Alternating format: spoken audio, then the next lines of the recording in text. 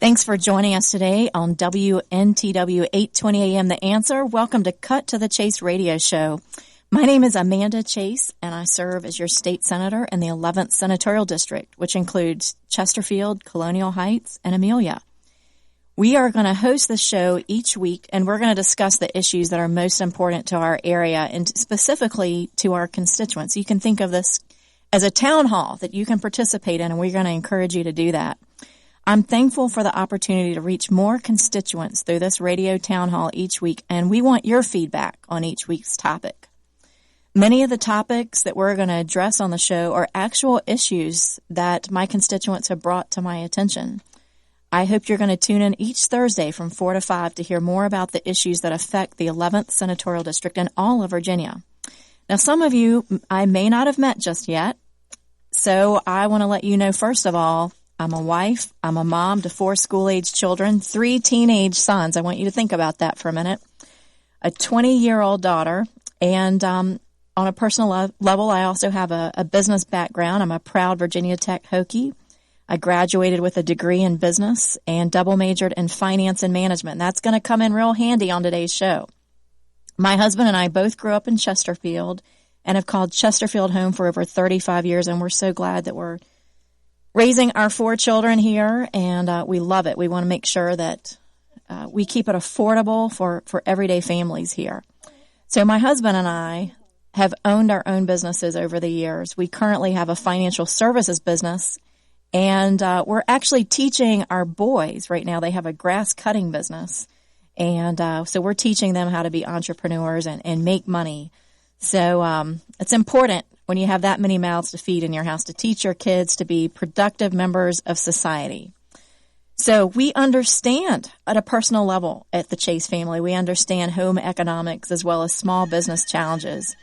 We are real people who are in touch with raising kids and making ends meet. So we hope that you appreciate and enjoy this show. And just let me tell you, one thing that I know for sure from being on the campaign trail for 2 years. I'm not running now. I'm here, so I'm not running for office, thankfully, right now. But when I was on the campaign trail, one thing that people continually told me is that they're tired of out-of-touch politicians. So one thing that I set out whenever you all elected me as your state senator, I've done everything I can in my power to stay in touch and keep communications open with you.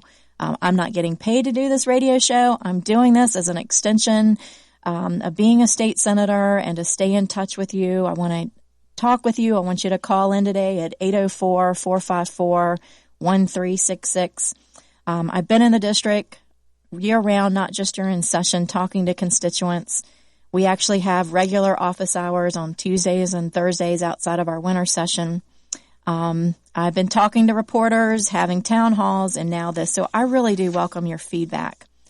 If you have a question about today's topic, I'm going to invite you right now to call in. And again, that number is 804-454-1366. Or you can email your questions. I know not everybody likes to be on the air, so my aide is sitting over here beside me. And you can send an email to info@amandachaseforsenate.com, all spelled out. And we're going to do our best to answer your question on the show. So let's get started. Today, I'm very excited about 2 guests that we have today. Former governor of Virginia and presidential candidate Jim Gilmore, and also former Lieutenant Governor John Hager. And, you know, what an honor to have them on our show today. And we're going to be discussing the economy, economic incentives, and cutting taxes. And we're going to relate that to everyday people, so you're going to have a really good time. It's not going to be a lecture. We're going to talk about the economy. And as I mentioned last week, you know, we were talking about our GDP. Last week we mentioned that 0%. It's actually jumped a little bit. We're at 1.4%, which is really not much better. And as we mentioned last week, Virginia used to be the #1 state in the country for doing business, according to a CNBC poll that started back in 2007. But as we mentioned last week, we're now number 13. I don't know about you, but I like to be number 1. Also, we're number 48 out of 50 for economic growth. Folks, we got to do better than this. And so I am so excited to have on our show today former governor of Virginia, Jim Gilmore, who under his governorship, was our last actual tax cut, which was first implemented in 1997. And so I am really looking forward to having Governor Gilmore on the show. Before I go to Governor Gilmore, I'm going to tell you a little bit about him. Just so impressed with him. He was the former governor of Virginia from 1998 to 2002. He's a native Virginia, graduated from UVA. I'm not going to hold that against you, Governor Gilmore. Being a Virginia Tech rival and Hokie here, he's one of the good guys. He has served our nation and our Commonwealth in many roles since then. And in his first year as governor, Governor Gilmore pushed for car tax reduction legislation that was eventually passed by, and I want you to get this, you guys, this is huge, a Democratic-controlled General Assembly.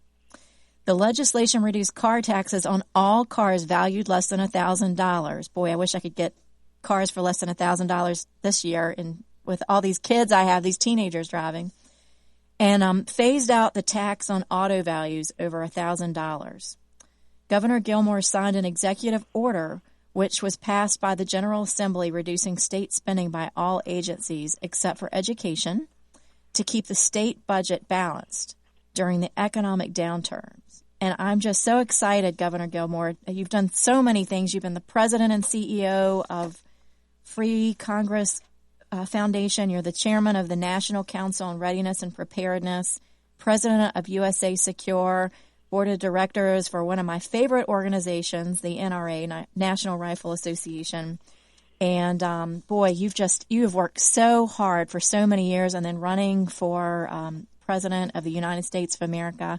Governor Gilmore, welcome to our show today. Thank you, Senator Chase. It's a pleasure to be on the show with you. And I understand that you're calling in. You took time out of your vacation to be on our show today, and I can't thank you enough for that. I appreciate the opportunity to talk to the people around Chesterfield, Central Virginia. I'm actually on my vacation in the Outer Banks today of North Carolina, taking a break to speak back to your constituency. Wow. Well, it's a much-needed break. I know running for office personally is just exhausting because you're always on. It's not a part-time job. You know, a lot of people haven't run for office before, and you know, I just appreciate your dedication and commitment to running, and just appreciate that. Well, sometime you'll have to run for president, Amanda, and you'll see what a challenge that is. That's okay. I appreciate that. I'm going to leave that. Spend 2 winters in New Hampshire, you'll know what I'm talking about. Oh, goodness. Wow. Well, let's talk about your car tax cut, because correct me if I'm wrong here, but the car tax cut was the last tax cut we've implemented here in Virginia. Is that correct?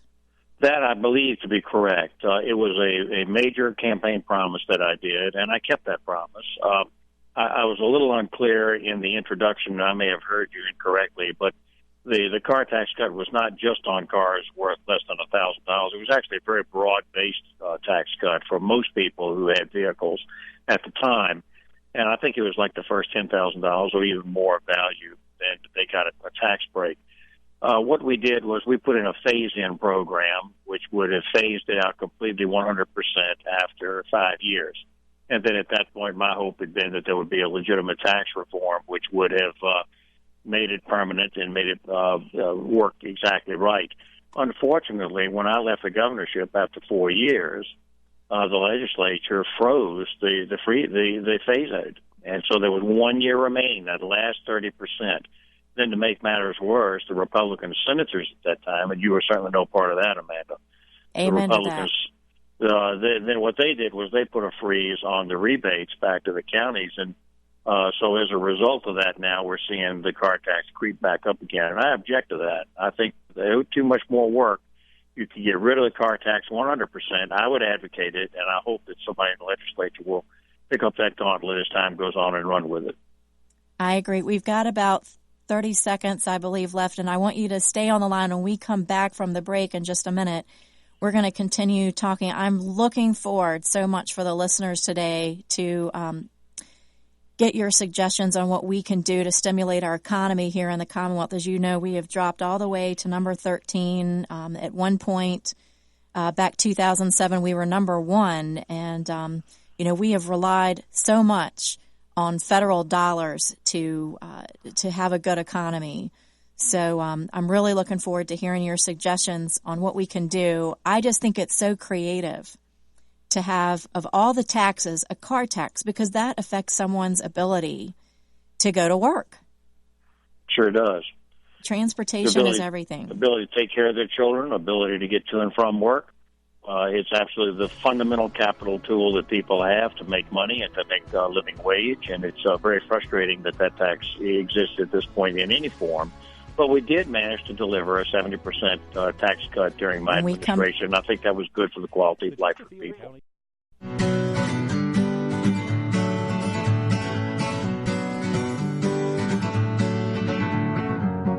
Feeling my way through the darkness, guided by a beating heart.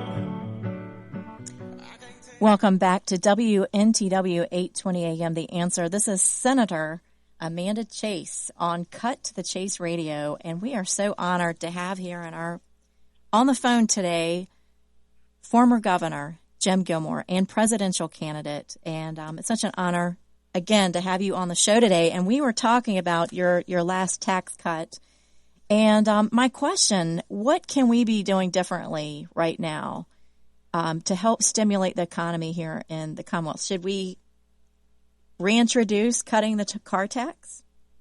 Well, I think that's the right question, Amanda, and I appreciate your leadership on this. Look, here's the deal. We need to build up people's opportunities to start businesses. That's the main thing. That's what creates jobs, which creates better wages, which creates better opportunity. So anything that we do in Virginia that discourages entrepreneurship, that discourages people from going forward and starting businesses, we need to alleviate those burdens. Governor McCall said he was going to become governor and really do a lot of deals and make a lot of jobs for Virginia, but that has really not panned out at all. His focus has been on giving felons back their rights to vote and doing supporting Hillary Clinton. But the real effort to build up the economy just has not occurred. But there are several things. For example, one of the most onerous taxes I've ever seen is the B-poll tax, which is a tax on a business occupational licensing, which means that they tax you on gross receipts. Well, if you're a business guy and you're going to try to break even in the first year or the second year, you're going to pay a tax on your gross receipts, not your profits. Exactly. That's wrong. That's improper, and it should long ago have been changed. But in a way, Virginia is a microcosm of the economy of the United States, Senator. And we just need, the whole economy of the United States is not good, and we need to build up the economy. I ran for president on building the economy, and I think we still need to do that. And frankly, we have a lot of laws in place, mostly tax-related, that discourage business and discourage opportunity and create a hardship on people who are trying to make it in this country. And those things need to be changed with aggressive political leadership. Governor Gilmore, not shortly after I came off the floor of the Senate, I was the one no vote on the budget this year in the Senate. And that was a hard decision to make, but one of my biggest concerns was the amount that we're spending. On average, we're continuing to spend 6 to 8%. We're increasing our budget 6 to 8% every year. And we are also, one thing that gives me a little heartburn is whenever the government is in the business of picking winners and losers through economic incentives. Tell me your thoughts on that. Well, first of all, you were ahead of your time because, as it turns out, they're having now a big shortfall, which means they've got to actually review what they're doing here in order to make the balanced budget. Because in Virginia, you have to balance the budget. If your leadership had been followed, then we wouldn't, and then the deficit would have been less than it is now. I think that what we've got to do is we've got to spend less and then do something to build up the economy more. And while we can take action here in Virginia to do that, again, I believe that the national economy has got to be made much more aggressive. We know that Hillary Clinton is at war with entrepreneurs, at war with business creation. She says she wants to create jobs, but then everything she talks about is an attack on the investment community. They have put national laws in place which make it very, very difficult to get business loans. They've made it very, very difficult to start businesses. There are more and more taxes everywhere.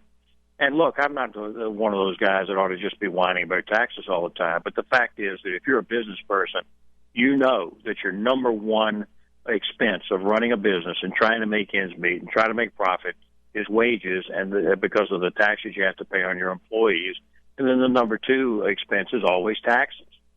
And it's just hard. It's just hard to make a living, and most people just don't go to the trouble and take the risk. We need to encourage more and more business growth. And that's why I appreciate your leadership in the state Senate. Well, I appreciate that. Let me know, while I've got you here on the phone, what are your thoughts? One of the ideas that I wanted to introduce was lowering the corporate income tax. Eventually phase it out, but start off with a corporate income tax rate. It's currently at 6%, but introduce a corporate income tax that's actually less than what North Carolina has. I believe they are at 4%, and I think they're gradually going down to 3%. What are your thoughts on that? Yeah, I think that's probably a good thing if you could make us more advantaged over another neighboring state. And frankly, most of the time, it's very hard to get for corporations to be required to pay taxes anyway, because they're working so hard to just try to make ends meet. And most of the money is then spread into employees, including the entrepreneurs themselves. But the fact is, you need to look at the data and find out what happens when you reduce certain taxes, and usually economic activity goes up. Now, people listening on your show may say, well, I work for a living. What as a wage person, the way that Gilmore's always have, Mm-hmm. But the fact is that if you have a more vigorous economy with more jobs out there, wages go up. And one thing we know for sure is in the United States today, wages have been flat for very many years. I believe that we have to have a vigorous program of renewal in the United States, which will also help the state of Virginia. But I believe that people in the legislature, such as yourself, can make Virginia a better place to do business. And we need to reverse that trend you talked about and make sure that we are number one again. Let me ask you, I know one of the biggest decisions that I had to make was whether or not to support Go Virginia, which I know is a huge push right now. It's bipartisan. It's an effort, and I just so respect the people that are behind this. But this is one of those issues that I'm still educating myself more on, but at this point disagree with, because I once again see it as the government setting up an infrastructure, setting up some economic incentive money once again, which in my opinion is picking winners and losers. Am I missing something on this? Tell me your thoughts on Go Virginia. Well, certainly when George Allen and I were back-to-back governors, we put money and incentives into building businesses in Virginia. But I think that you got to be very watchful of that kind of thing, because some businesses can come in and take advantage of you and then move back out again after they've gotten the money. Mm-hmm. I always demanded to make sure that a program was in place to make sure we recaptured our investments. So that seems to be the pattern these days. But the fact is that it's no substitute for a good business environment. And that has to be the emphasis. And what we have to do is look right now at everything in Virginia that discourages business growth. Look, I hate to be talking business on your show, but better economic conditions are better for employees. It means better wages and better opportunities and more job security, and that's what I want. I want to see Virginians doing as best as they can possibly do, which is why I cut the car tax in the first place. That's right. And I just think that's brilliant.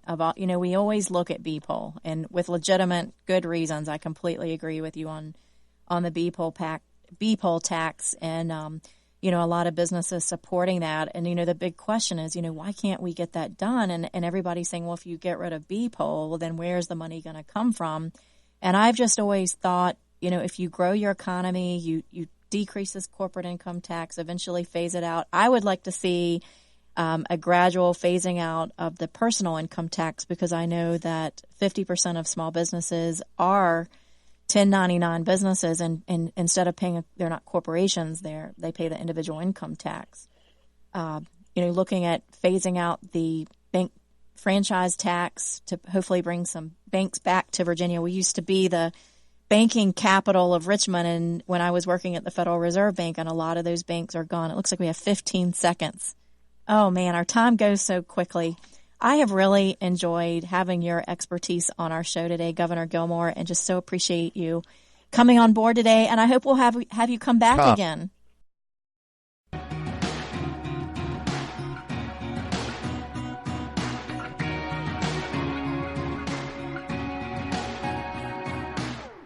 I will fight till the end.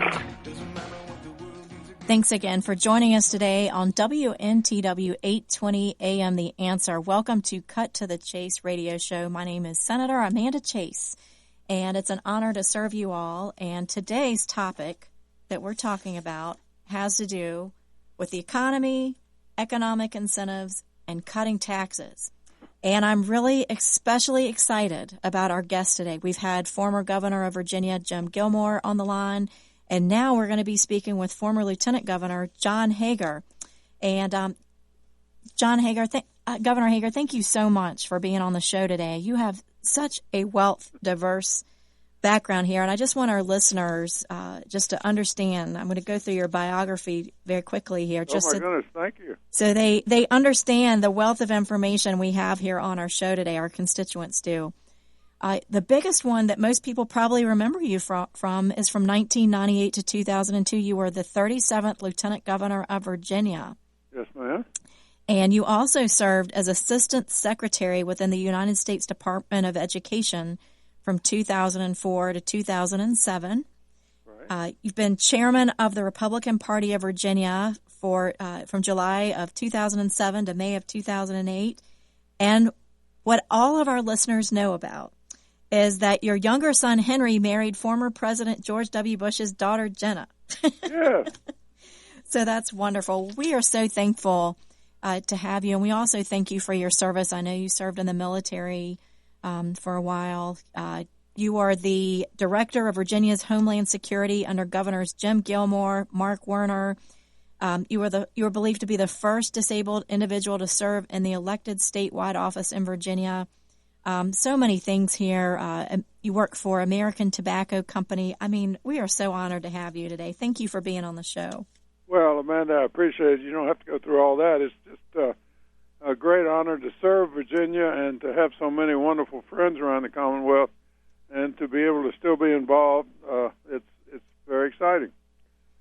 Well, you have such a varied and distinguished career, and there's so many things that I'd love to discuss with you today. But today, our focus, we're going to try to talk about Virginia's economy and ways that we can get it rolling again. So I've loved having the experts, which I can't wait to hear your thoughts on how you feel like we can improve our GDP and encourage business to flourish here in the Commonwealth. Well, business is so important, and it's something that's dear to my heart. I went to graduate business school. I was in business all my life, and I really believe in the free enterprise system.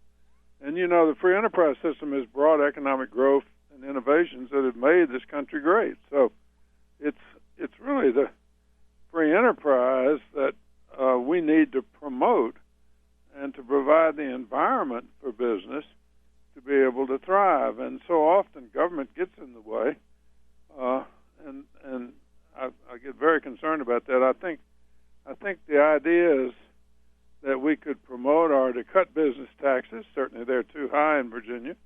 Cut inheritance taxes that affect so many farmers and small businesses and families. Certainly check regulations. We ought to have each regulation carefully approved by the General Assembly, not just issued by government willy-nilly. Mm-hmm. I think we need to promote job training, obviously improve education, but promote job training to provide a steady stream of workers for business, support existing businesses as well as attracting new businesses to the Commonwealth, and certainly conduct cooperative promotions of Virginia goods. So that's a litany of things that I can think of off the top of my head to help in this environment to let business know that we care. Absolutely. I can't tell you the number of business owners that I talk to who say that they've had to cut their staff down to 28 employees or less just because of the additional burden of taking on, their employees are like family to them and they want to help pay for their insurance, but it's just so expensive nowadays. Well, as we know, Obamacare is a disaster, and it never was going to work. I don't think they thought it was going to work to begin with. They just put it over on the Congress somehow at the 11th hour, and so we're stuck with it until we can elect a president and a Congress who will deal with it.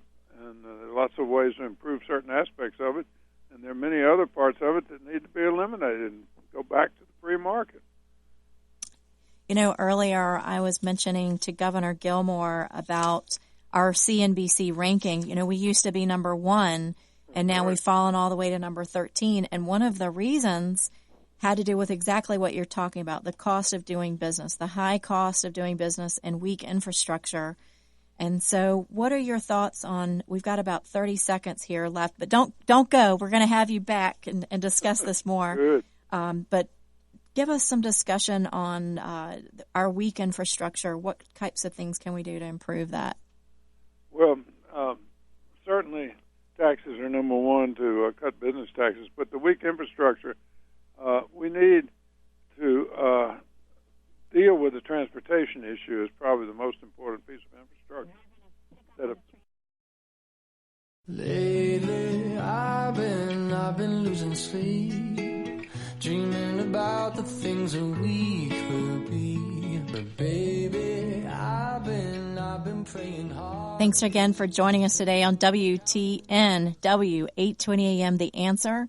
This is Amanda Chase, your state senator of the 11th Senatorial District in Virginia. I'm a state senator, not a national senator. So a lot of times we get federal issues in our office, but I am your state senator and honored to serve here.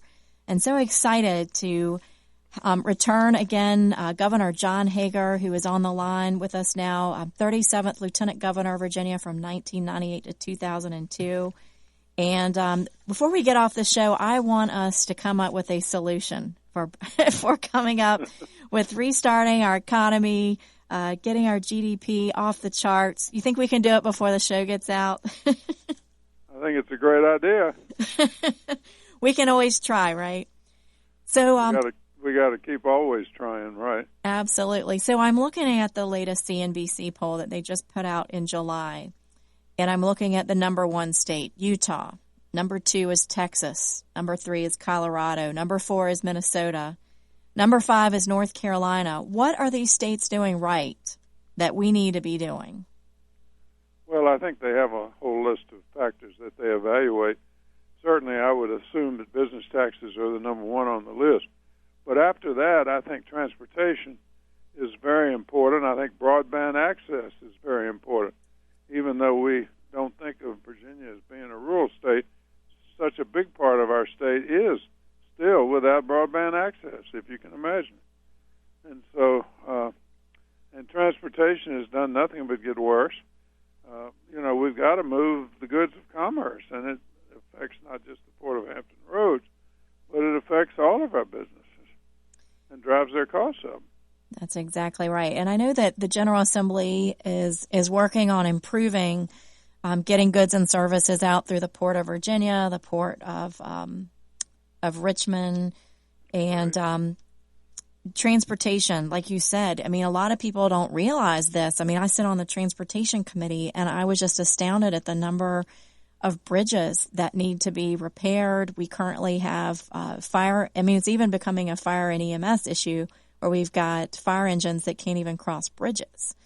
Well, so, in addition to business, we think of transportation, we think of cars, but we've also got our, we're talking about high-speed rail, we're talking about GRTC with the bus routes, and we're talking about just ways to move people so they can get to a job. And so I'm with you. So some of these other cities, have the high rail and the metro and those types of things. Now, I know in my district, I have Amelia and Chesterfield, and a lot of these folks are not in favor of high-speed rail. And I hear those of you. I know y'all are out there saying, hey, I don't want that. I hear you.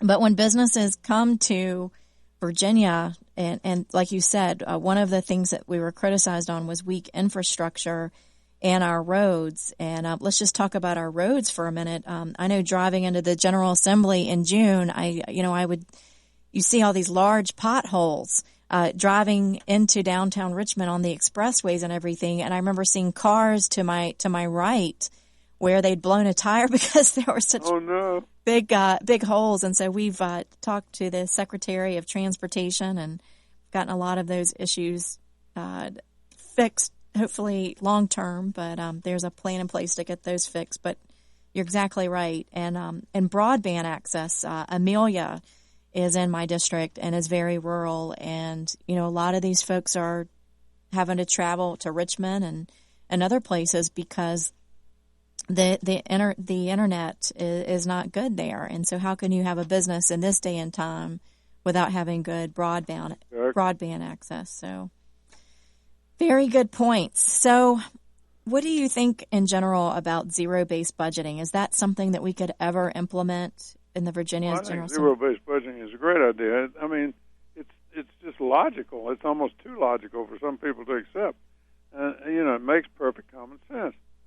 And the idea is that you take a new look every time that you have a new budget and sort of go from the bottom and evaluate how you're spending the funds as opposed to just automatically renewing something.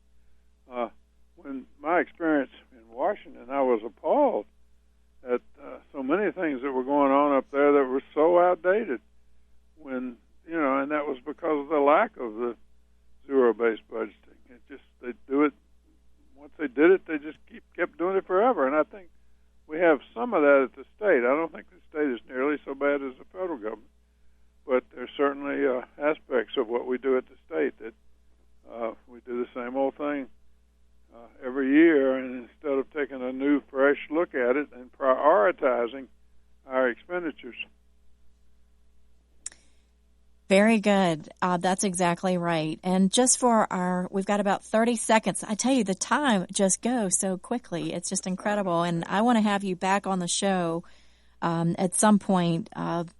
You're just such a wealth of information, and just appreciate I'm very supportive of your being our state senator, and I think it's great that you're doing this show.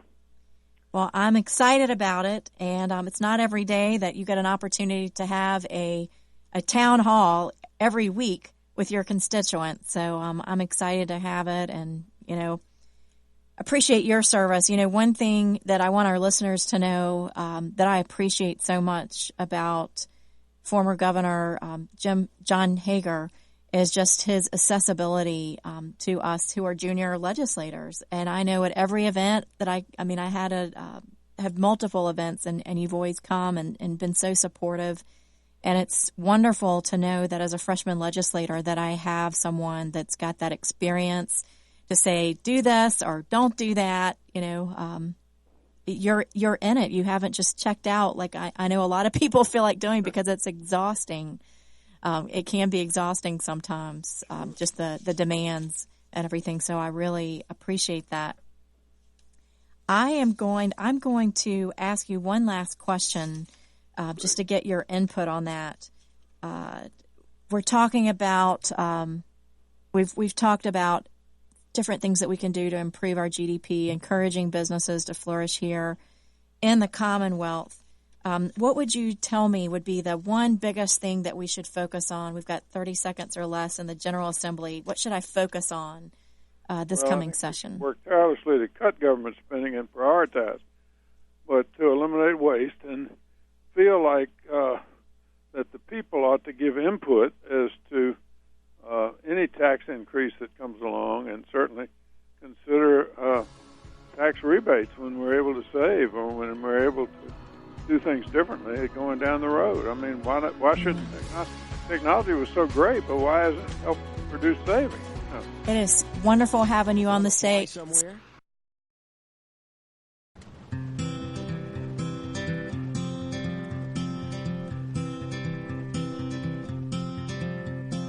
Hold on to me as we go. Thanks again for joining us today on WNTW 820 AM. The Answer. This is Amanda Chase, your state senator in the 11th Senatorial State District, not the federal level. And I represent, as I mentioned earlier, Chesterfield, Amelia, Colonial Heights. And this is the weekly wrap-up. We've had a lot of constituent meetings this week, Tuesdays and Thursdays. I meet with constituents. If you need to set an appointment, go to my website, chaseforsenate.com, or contact information is on there if you have any issues that you want us to address on the show. Next week, we're going to be talking with Delegate Jemmy Massey about our state budget.